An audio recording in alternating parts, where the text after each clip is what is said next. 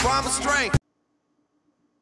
What's up, YouTube? Bill Mack here with Pro Wrestling Unleashed with another episode of the Raw wrap-up for September 26, 2016. This is the Raw aftermath of the pay-per-view, the Clash of Champions, in which Raw had the night before. There was a lot of good matchups. Sorry I didn't do a result show because I figured why do a result show for Raw when you're going to turn around. By the time the video would have released the next day, it would have been already Raw would have happened, and by that night time anyway, you would have found out what happened. And I didn't do one the night before, so I'm just going to give you the results already as leading up into the matchups. We see at the beginning of the matchup, the Raw starting off, we see a rematch of last night's U.S. Championship match between Roman Reigns and Rusev with Lana. Very brutal match from the night before. Very brutal matchup, and both gentlemen, they put on a really good match. Lana was barred from ring at one point. The endings of the matchup saw Roman Reigns hitting the spear, picking up the 1-2-3, and therefore winning the WWE U.S. Championship, his very first in WWE. Congratulations to him, and it led into a rematch, of course, and tonight. And it would not be the only titles that would be up for a rematch, as we would see later on. But this rematch between Rusev and Roman Reigns was again very, very physical. Rusev worked a lot on Roman Reigns' back. Throughout the matchup, showed different signs of frustrations when he couldn't put away Roman Reigns. Roman Reigns had different little spurts of offense against Rusev, but pretty much Rusev was picked up where he left off with the brutality that he used in his matchup from the night before. But we see that both men generally have brawled throughout the arena. We see that basically both men ended up, the result of this matchup was a double count out. They went as far as the outside. Both men got counted out. Roman Reigns takes it back into the ring where Rusev attempts to hit Roman with a chair. Roman spears him. He grabs the chair, and the fans are cheering, hit him when he's down. But Roman just takes the chair, sits down in it, looks at Rusev, and as Rusev is getting up, he doesn't see Roman. Roman hits him with the chair, and Rusev, in pain, crawls out of the ring, goes to the back with Lana, and we see Roman Reigns holding the U.S. Championship on his shoulder and in his hands and posing on all four corners. So we can see this feud is definitely continuing on, which I do like to see this feud. I think this is a good feud for Roman Reigns to have. So, we see Mick Foley, and he was talking to Cesaro and Sheamus, and both men from last night had their concluding match, which we thought would be their concluding match to the WWE Best of 7, and the winner would show who's the most dominant between the two, and it would also guarantee them a title shot. So since the matchup, which I thought was a really good matchup that both guys put on last night, it showed sheer strength and dominance from both guys. It ended up, basically, I didn't like the ending though, because the ending called when the referee went and checked on both guys, and they just ruled that both weren't able to continue on. Therefore, the referee calls it really doesn't allow them to finish. I guess you call that a no contest, or he just doesn't allow both of them to finish. Cesaro, goes into the ring, and he keeps calling Sheamus. Sheamus fights it like he wants to get back in there, but 4 referees around him, and he's kind of gets helped a little bit to the back. So we see tonight that the result of that, and both guys arguing who's the strongest, who's the best, whatnot, and trying to make a case to Mick Foley, the Raw general manager. Mick Foley says that he saw something between both put on a good show, but he said if he put them out there, he could possibly lose one of them, but he saw something in both of them that he felt like was something that could be magical, and he said that he would give them both a title shot, and they both would have it at the same time, but it would be a tag team. And if they agreed to become a tag team, he could see them changing the tag team division, as both guys are dominant and strong, and that we see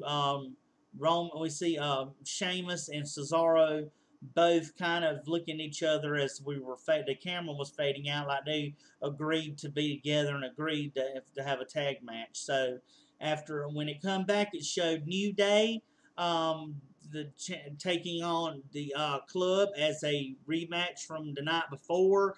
The matchup was a good tag team matchup between the New Day and the club. Francine got involved at the end. Xavier hit Anderson and the referee wasn't looking as he was laying on the ropes. And then Big E ended up hitting their finish on Anderson to get the 1-2-3. We see a rematch of that tonight. The club much more dominating, much more aggressive in this matchup, but it was a good matchup overall. And again, Kofi Kingston ends up hitting Carl Anderson with the Trouble in Paradise after he had been busted open.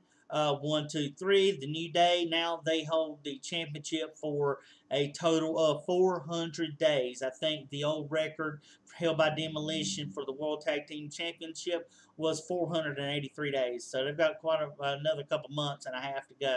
We'll see if they last that long, because that's a long time in these wrestling days and times, more so than it used to be. So New Day ends up winning and retaining their WWE SmackDown or Raw tag team titles.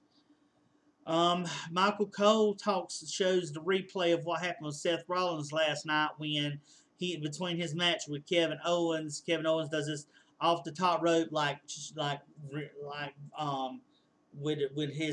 he comes down, and when he does, his knee, he ends up dropping Seth Rollins on his ribs onto his knee coming down, and they show a doctor's visit, and he gets scanned, and Michael Cole makes a statement that Rollins, won't be able to compete, but the chances are he might be there and try to confront Kevin Owens about what had happened. As we see for the first time, we were worried about his knee, now we're worried about his ribs, and they show where his ribs he weren't going to be able to compete. So he had to let people know that in the situation. Up next, we see Bayley. Bayley had talked a little bit a little bit with Charlotte in the back about their matchup last night, and Bayley feels like she's deserves to get a title shot. But Bayley takes on a jobber.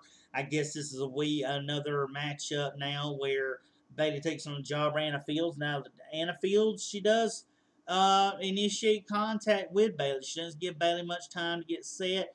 She tries to go on the offensive first, but as we know, Bayley ends up not in the match not lasting that long. It was basically another squash match to make Bayley look good, as WWE is being on making these jobber matches come back and pushing these guys, which I'm not against that. You already know who's going to win, but it's just still entertainment to watch, I guess. And Bayley ends up hitting the Bayley to belly on Anna Fields, and she gets the 1-2-3. Hence her reestablishing herself as a contender for Charlotte's Raw Women's Championship.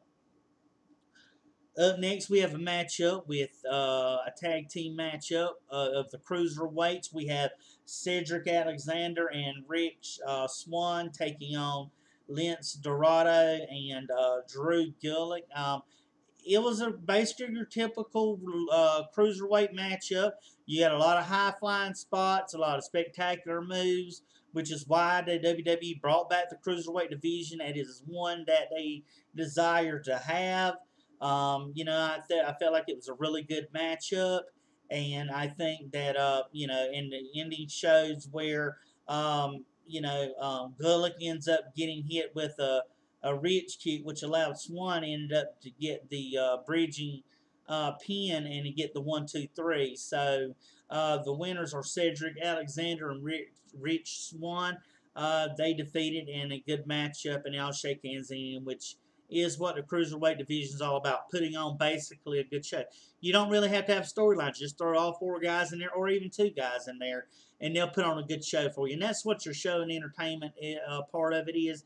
When you got 2 guys that don't really need storylines, but you throw them in there, they're going to put on a good match. And that's basically a lot of times what fans want to see is exciting moves, high spots, as well as storytelling. So they throw this matchup in here. And it won't be the only cruiserweight mentioned tonight as we get into it. We see that the next matchup is again Sheamus and Cesaro agree to tag team, and again WWE puts them in there with a jobber tag team of Cutler and Williams, and basically they try to one up each other throughout the whole matchup. Cesaro will try to outdo Sheamus. Sheamus would try to do Cesaro, and it was basically a squash match here. And even they would kind of argue a little bit back and forth with each other, which, when you have 2 people that just literally fought each other and have been having a best of series, you're not really going to get along to begin with. But they were Cesaro did get the win after Sheamus interrupted his offense, and then he broke kicks both Cutler and Williams, and then Cesaro ends up getting the pin. You can see him standing face to face and kind of jawing back and forth. So you can still see, even though they got the win, it's still some dissension between the two. So it showed how physically dominating they were over this jobber tag team. And maybe it may face a few teams like this just to get in rhythm, but maybe they'll come along. I was looking for Sheamus to come back and be a babyface at some point anyway. Maybe putting with Cesaro in, because Cesaro is over with as a babyface anyway. So we see those 2 get together. We see Sasha Banks talk to Charlotte and Dana Brooke in the ring, and Sasha Banks talking about how she deserves her title rematch right then and there, and then Charlotte starts telling her she'll get it, but it won't be until next week, and then Sasha Banks ends up slapping Charlotte, and then she ends up putting Dana Brooke in the Banks statement to kind of set a question point onto that. So this looks like it sets up a matchup between Sasha and Charlotte for the women's title next week. So it looks like next week's Raw is setting up to be really good, and I'm glad I've drafted to do the Raw brand shows. As Bullet B, whenever he does, we'll do the SmackDown side. As I mentioned, folks, we had another cruiserweight matchup here, and this is between the actual cruiserweight champion, T.J. Perkins, as he takes on Tony Nese. Now, don't forget, Kendrick was upset from they show during at one point when Perkins was talking, and from last night, Perkins retained his title against Kendrick because and then Kendrick acts like he's going to show him some respect, ends up headbutting T.J. Perkins at the end after the match was over with, and he leaves him lying there. So T.J. Perkins faces Tony Nese. Tony Nese is one of the dudes from the Cruiserweight Challenge. He looks strong, he kind of looks like a little bit bigger version of Neville, what they were comparing him to, but he was very strong, and it was a good matchup between the two.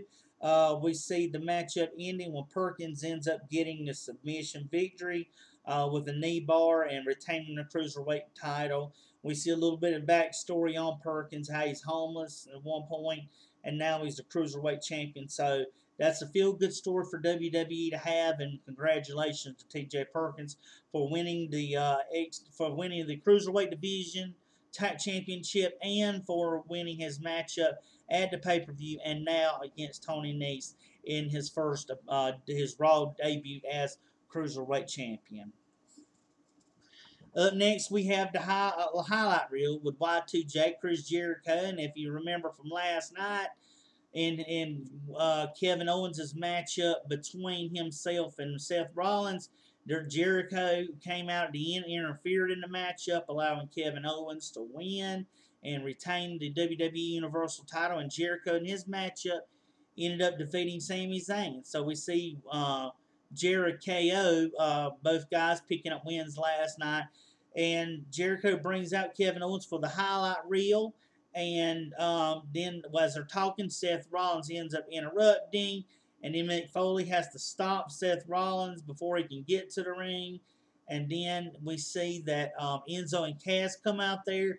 They end up interrupting both guys, and then we see Jericho has a tag team matchup against Enzo and Cass, and we see that Owens ends up pinning Enzo to finish it.